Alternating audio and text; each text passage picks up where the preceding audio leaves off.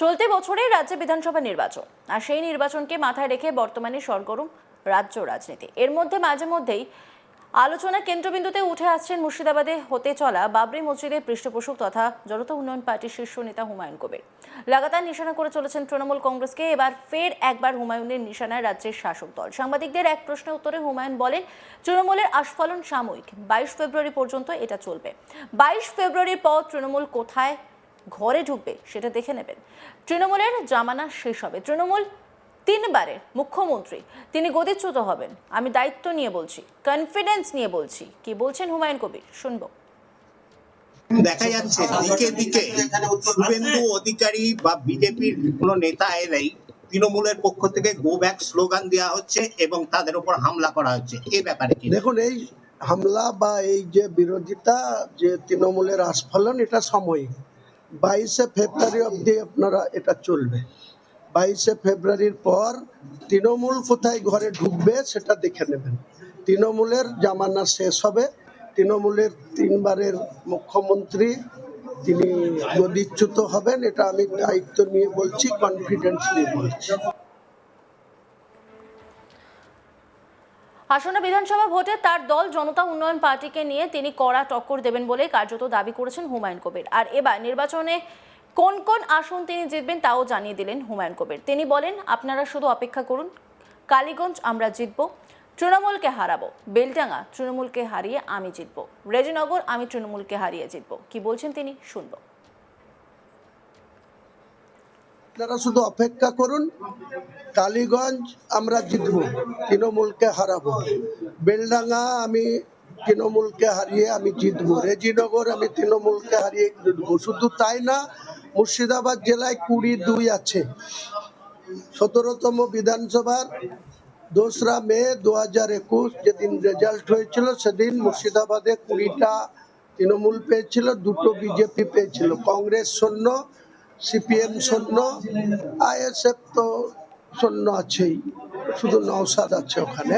আমি আপনাকে বলছি দায়িত্ব নিয়ে, আজকের দিনে মুর্শিদাবাদ জেলায় গণনার দিনে দেখে নেবেন, তৃণমূলকে শূন্য করবো, শূন্য করবো, শূন্য। শুনলেন তো হুমায়ুন কবিরের বক্তব্য। এখানেই শেষ নয়, তিনি জানান জনতা উন্নয়ন পার্টির তরফ থেকে 182টি আসনে প্রার্থী দেওয়া হবে। আর নির্বাচনে তার দল 100-র বেশি আসনে জিতে আগামী দিনে বাংলার রাজনীতিতে মিরাক্কেল করে দেখাবে বলেও দাবি তার। 100 আসন জিতলে মুখ্যমন্ত্রী মুখ কে হবেন? সংবাদ মাধ্যমে সেই প্রশ্নের উত্তরে হুমায়ুন বলেন, মুখ্যমন্ত্রীর মুখ আমি হব। কি বলছেন তিনি, শুনবো। বিজেপি পেয়েছিল, কংগ্রেস শূন্য, সিপিএম শূন্য, আইএসএফ তো শূন্য আছেই, শুধু নওশাদ আছে ওখানে।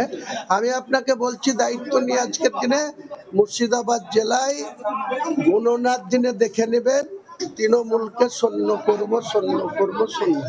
দাদা, 2026-এ কি একক লড়বে জেডিইউ নাকি কোনো? দেখুন, আমার 31শে জানুয়ারি পর্যন্ত দরজা ওপেন আছে।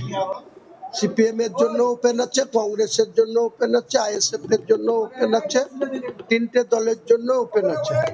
31শে জানুয়ারির পর 1 ফেব্রুয়ারিতে কে থাকবে সেটা আপনারা ডায়াসে দেখতে পাবেন, না আমি একাই লড়বো সেটাও ডায়াসে দেখতে পাবেন।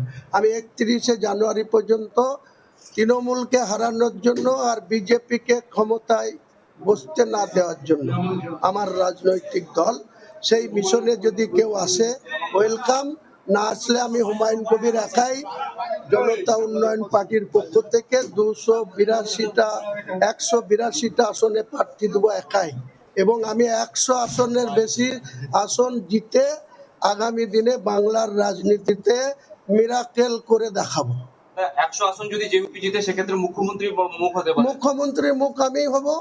আমাকে যখন মানুষ ভরসা করে ভোট দিবে, 100 আসন দেবে, আমার পিছনে যারা থাকবে তাকে আমি মুখ্যমন্ত্রী ছাড়বো। বিহারের নীতিশ কুমার কম আসন পেয়েও বিজেপি কিন্তু নীতিশ কুমারকে মুখ্যমন্ত্রী মেনে নিয়েছে। আমি যখন 101 পাবো আর কেউ যদি 99 পায়, তাহলে তাকে আমাকেই মুখ্যমন্ত্রী মেনে নিতে হবে। আমারই ডিমান্ড থাকবে যে আমি রাজ্যপালের কাছে আমি 148-এর সংখ্যা দিয়ে সরকার গড়ার ডিমান্ড করব। চলতি বছরের রাজ্য বিধানসভা নির্বাচন আর সেই নির্বাচনকে মাথায় রেখে বর্তমানে সরগরম রাজ্য রাজনীতি। এর মধ্যে মাঝে মাঝেই আলোচনার কেন্দ্রবিন্দুতে উঠে আসছেন মুর্শিদাবাদে হতে চলা বাবরি মসজিদের পৃষ্ঠপোষক তথা জনতা উন্নয়ন পার্টির শীর্ষ নেতা হুমায়ুন কবির। লাগাতার নিশানা করে চলেছেন তৃণমূল কংগ্রেসকে। এবার ফের একবার হুমায়ুনের নিশানায় রাজ্যের শাসক দল। সাংবাদিকদের এক প্রশ্নের উত্তরে হুমায়ুন বলেন, তৃণমূলের আস্ফালন সাময়িক, 22 ফেব্রুয়ারি পর্যন্ত এটা চলবে। 22 ফেব্রুয়ারি পর তৃণমূল কোথায় ঘরে ঢুকবে সেটা দেখে নেবেন।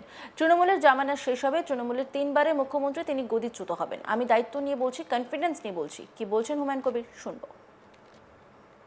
দেখা যাচ্ছে দিকে দিকে শুভেন্দু অধিকারী বা বিজেপির কোনো নেতা এলেই তৃণমূলের পক্ষ থেকে গো ব্যাক স্লোগান দেওয়া হচ্ছে এবং তাদের উপর হামলা করা হচ্ছে। এই ব্যাপারে কি? দেখুন, এই হামলা বা এই যে বিরোধিতা, যে তৃণমূলের আস্ফালন, এটা সাময়িক। 22শে ফেব্রুয়ারি অবধি আপনারা এটা চলবে। 22শে ফেব্রুয়ারির পর তৃণমূল কোথায় ঘরে ঢুকবে সেটা দেখে নেবেন। তৃণমূলের জামানা শেষ হবে।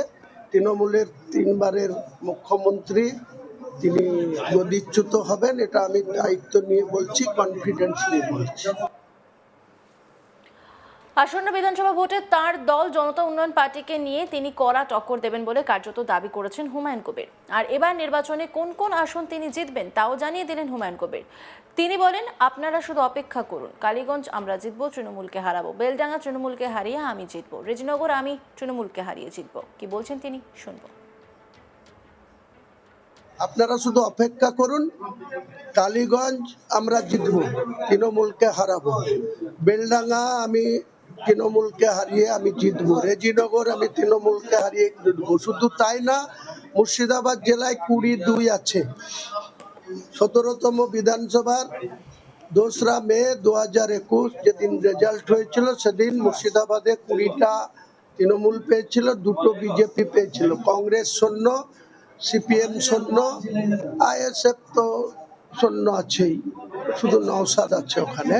আমি আপনাকে বলছি দায়িত্ব নিয়ে, আজকের দিনে মুর্শিদাবাদ জেলায় গণনার দিনে দেখে নেবেন, তৃণমূলকে শূন্য করব, শূন্য করব, শূন্য। তো বিজেপি পেয়েছিল, কংগ্রেস শূন্য, সিপিএম শূন্য, আইএসএফ তো শূন্য আছেই, শুধু নওশাদ আছে ওখানে।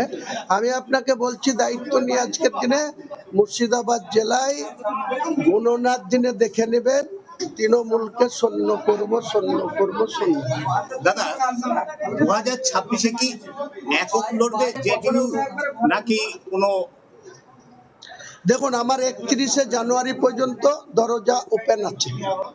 সিপিএম এর জন্য ওপেন আছে, কংগ্রেসের জন্য ওপেন আছে, আইএসএফ এর জন্য ওপেন আছে, 3টে দলের জন্য ওপেন আছে। অন্যান্য খবরের আপডেটের জন্য অবশ্যই নজর রাখুন আজ তাক বাংলার ইউটিউব স্ট্রিমিংয়ে। লাইক, কমেন্ট, শেয়ার এবং সাবস্ক্রাইব করতে ভুলবেন না।